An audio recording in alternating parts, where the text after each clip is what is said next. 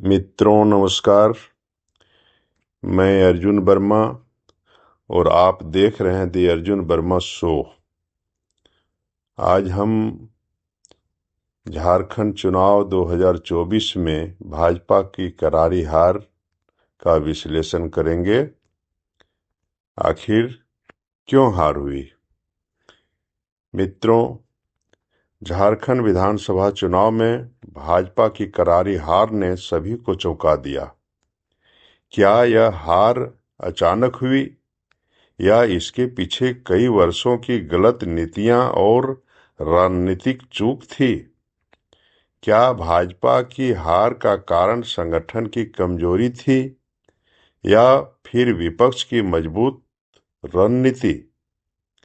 क्या यह जनता का गुस्सा था या भाजपा के अंदरूनी कलह की वजह से यह स्थिति बनी? आज के इस विश्लेषण में हम आपको 5 प्रमुख कारण बताएंगे जिन्होंने भाजपा की हार की पटकथा लिखी, और अंत में हम यह भी देखेंगे कि भाजपा के लिए आगे का रास्ता क्या हो सकता है। मित्रों, तो हम चर्चा करेंगे और उसमें प्रमुख कारण यह है कि मुख्यमंत्री चेहरे की कमी भाजपा की सबसे बड़ी गलती साबित हुई। चुनाव में किसी भी पार्टी के लिए एक मजबूत और विश्वसनीय मुख्यमंत्री चेहरा होना बहुत जरूरी होता है, लेकिन भाजपा इस बार झारखंड में ऐसा कोई चेहरा प्रस्तुत नहीं कर पाई। इसके विपरीत झारखंड मुक्ति मोर्चा ने हेमंत सोरेन को अपने मुख्यमंत्री उम्मीदवार के रूप में जनता के सामने रखा। उन्होंने न केवल एक स्पष्ट नेतृत्व दिया, बल्कि उनकी छवि झारखंड के लोगों के लिए जानी पहचानी थी।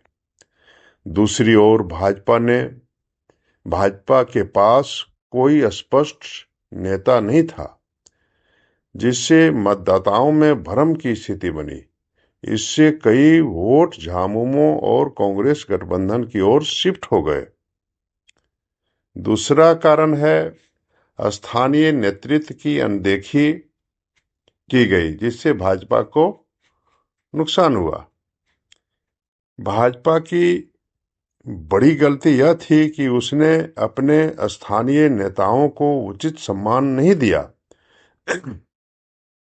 पार्टी ने बाहरी नेताओं को अधिक प्राथमिकता दी, जिससे स्थानीय नेताओं और कार्यकर्ताओं ने असंतोष फैल गया।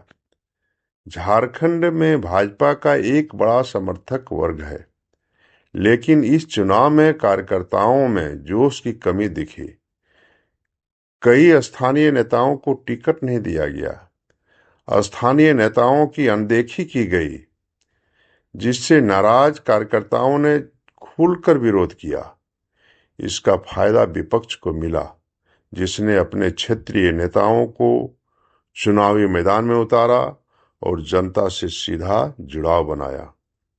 तीसरा कारण जमीनी मुद्दों की अनदेखी। जमीनी मुद्दों की अनदेखी। क्या भाजपा जमीनी हकीकत से कटी रही?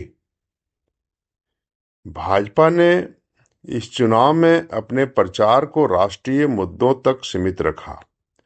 मोदी सरकार की योजनाओं को भले ही प्रचारित किया गया, लेकिन झारखंड की स्थानीय समस्याओं पर ज्यादा ध्यान नहीं दिया गया। राज्य में बेरोजगारी एक गंभीर मुद्दा है। युवा रोजगार की तलाश में बड़े शहरों की ओर पलायन कर रहे हैं। वहीं किसानों और छोटे व्यापारियों की समस्याओं पर भी भाजपा ज्यादा ध्यान नहीं दे पाई।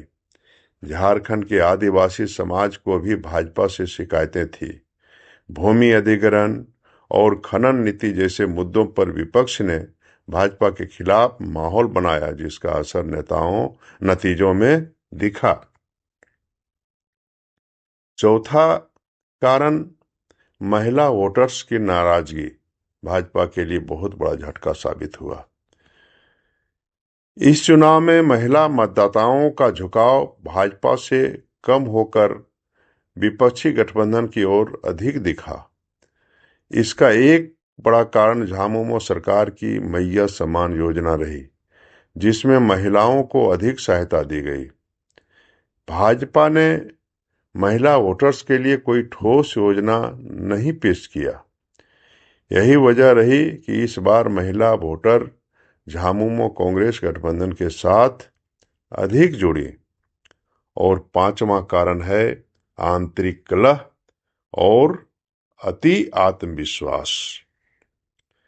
भाजपा के अंदर टिकट बंटवारे को लेकर काफी विवाद हुआ।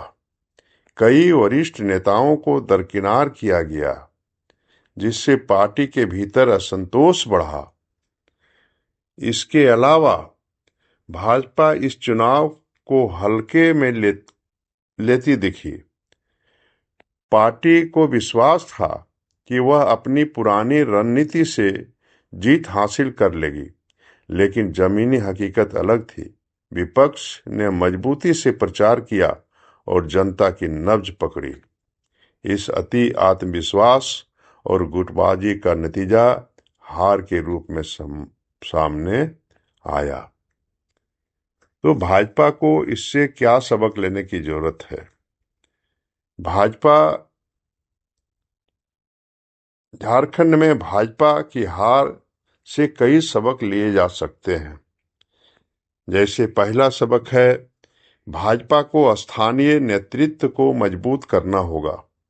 अगर पार्टी राज्य में अपनी पकड़ बनाए रखना चाहती है तो उसे जमीनी नेताओं को अधिक जिम्मेदारी देनी होगी। दूसरा, पार्टी को झारखंड के स्थानीय मुद्दों पर अधिक ध्यान देना होगा। बेरोजगारी, कृषि, आदिवासी अधिकार, महिला कल्याण जैसे विषयों पर भाजपा को ठोस योजनाएं बनानी होगी। तीसरा, भाजपा को महिला वोटर्स को ध्यान में रखते हुए विशेष योजनाएं लानी होगी ताकि उनका समर्थन बरकरार रहे। चौथा, संगठन में एकता और अनुशासन बनाए रखना होगा। पार्टी के भीतर गुटबाजी को खत्म करना हो और टिकट वितरण में संतुलन बनाना जरूरी है। अगर भाजपा इन सबक को ध्यान में रखते हैं तो वह भविष्य में झारखंड में वापसी कर सकती है, लेकिन अगर वहीं पुरानी गलतियां दोहराई गई तो पार्टी के लिए स्थिति और मुश्किल हो सकती है। आपका क्या विचार है? क्या भाजपा 2029 में वापसी कर पाएगी? कमेंट में अपनी राय जरूर बताएं। मित्रों, अगर आपको हमारा विश्लेषण पसंद आया हो तो लाइक करें, शेयर करें और दी अर्जुन वर्मा शो को सब्सक्राइब करें ताकि आप राजनीति, समाज और अर्थव्यवस्था से जुड़े बेहतरीन विश्लेषण देख सकें। मिलते हैं अगले वीडियो में। तब तक के लिए जय हिंद, जय भारत, वंदे मातरम।